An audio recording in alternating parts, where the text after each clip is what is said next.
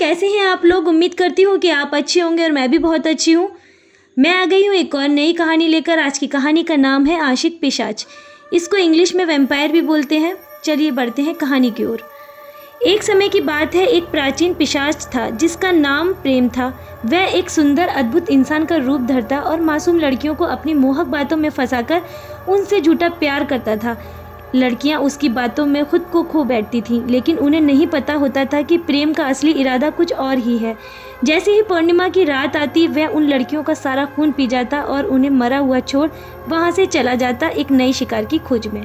कहानी को आगे बढ़ाने से पहले वैम्पायर के बारे में कुछ बातें जान लेते हैं। ये वह शख्स जो सदियों से रातों में छुपा हुआ है, अंधकार उसका साथी और खून उसकी प्यास। उसकी त्वचा बर्फ की तरह ठंडी, आंखें जलती अंगारों की तरह लाल और उसकी चाल इतनी तेज कि हवा का झोंका। वह इंसान नहीं बल्कि एक पिशाच है जो अमरता का श्राप लेकर इस दुनिया में भटक रहा है। कभी इंसान था, लेकिन अब वह समय का कैदी है जिसका जीवन केवल रात का अंधेरे में ही मौजूद है। सूरज की रोशनी उसके लिए मौत का पैगाम और रात उसका जीवन। उसकी भूख केवल खून से मिटती है और उसका शिकार वह होते हैं जिन्हें वो पसंद करता है। आशिक हूँ मैं, कातिल भी हूँ, सबके दिलों में शामिल भी हूँ। आशिक हूँ मैं, कातिल भी हूँ, सबके दिलों में शामिल भी हूँ। दिल को चुराना, नींदें उड़ाना, दिल को चुराना, नींदें उड़ाना, बस यही मेरा कसूर। वादों से अपने मुकरता नहीं, मरने से मैं कभी डरता नहीं। वादों से अपने मुकरता नहीं, मरने से मैं कभी डरता नहीं। एक दिन उसकी मुलाकात सोनाली नाम की लड़की से हुई। उसकी खूबसूरती अनोखी थी, कुछ ऐसी जो प्रेम ने पहले कभी नहीं देखी थी। पहली बार प्रेम को किसी से सच्चा प्रेम हो गया। वह खुद को बदलने की कोशिश करने लगा, लेकिन उसके अंदर की पिशाच प्रवृत्ति उसे रोकती रही। उसे पता था कि अगर पूर्णिमा की रात को उसने किसी का खून नहीं पिया तो वह मर सकता है। इधर प्रेम और सोनाली की मुलाकातें बढ़ने लगी और सोनाली को प्रेम से लगाव होने लगा। और धीरे धीरे ये लगाव कब प्यार में बदल गया, सोनाली को पता नहीं चला, क्योंकि प्रेम दिखने में बहुत सुंदर और आकर्षित व्यक्ति था। जो भी लड़कियां उसे देखती उसे प्रेम से प्रेम हो जाता। सोनाली भी अब प्रेम से प्यार करने लगी थी और प्रेम भी सोनाली से प्यार करने लगा था।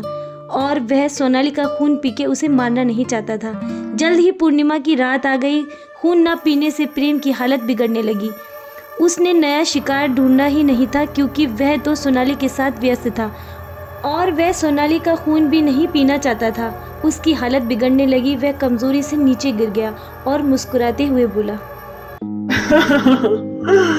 इश्क ने हमको निकम्मा कर दिया, नहीं तो हम भी बहुत काम की चीज थी। उसी रात प्रेम ने अपनी दिल की बात सोनाली को बता दी। उसने उसे बताया कि वह एक पिशाच है और अगर इस बार पूर्णिमा की रात उसने खून नहीं पिया तो वह खत्म हो जाएगा। पर अब वह किसी को नुकसान नहीं पहुंचाना चाहता था। उसे सच्चा प्रेम हो गया था। वह सिर्फ सोनाली के साथ अपनी जिंदगी बिताना चाहता था। सोनाली ये सुनकर डर तो गई, लेकिन उसका दिल साफ था। वह धार्मिक थी और पूजा पाठ पे विश्वास रखती थी।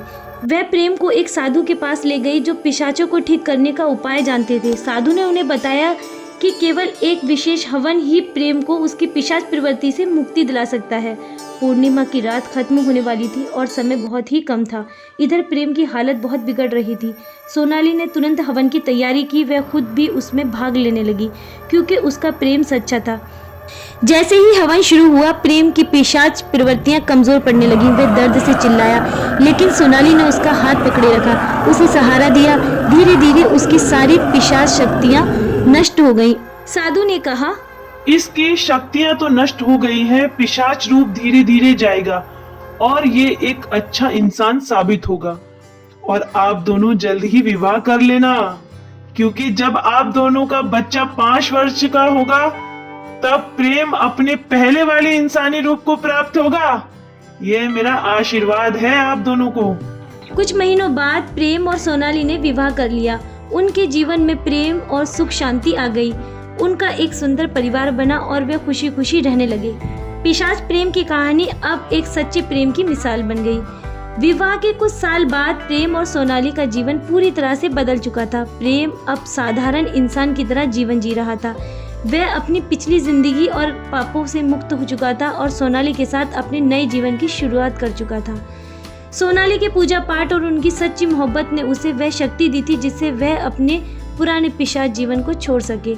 समय बीतता गया और जल्द ही उनके घर में खुशियों का नया सदस्य आ गया, उनका पहला बच्चा।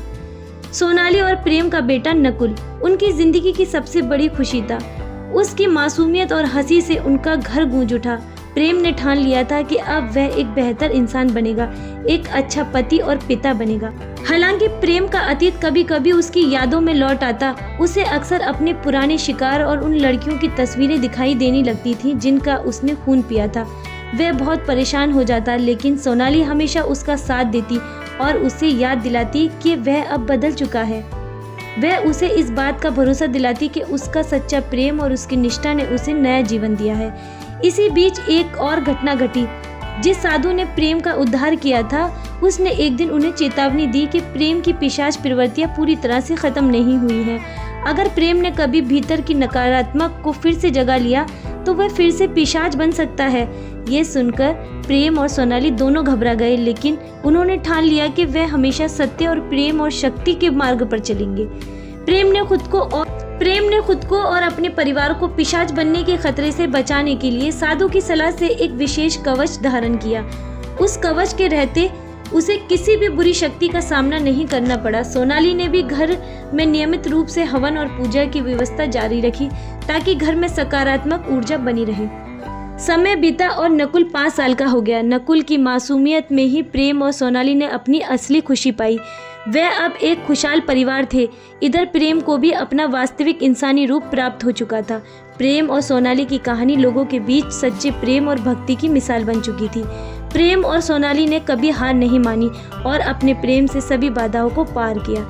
इस प्रकार प्रेम का जीवन अब एक सामान्य इंसान की तरह खुशहाल बीता और उसका पिशाच रूप कभी लौटकर नहीं आया। उनका परिवार एक मिसाल बन गया कि सच्चा प्रेम हर कठिनाइयों को हरा सकता है। इस तरह कहानी का अंत होता है। उम्मीद करती हूँ आपको ये कहानी पसंद आई होगी। कहानी को अंत तक सुनने के लिए आप सभी का बहुत बहुत धन्यवाद। ऐसी ही मज़ेदार और हॉरर स्टोरीज के लिए सब्सक्राइब करें हमारा चैनल क्रिएचर ऑफ शैडो।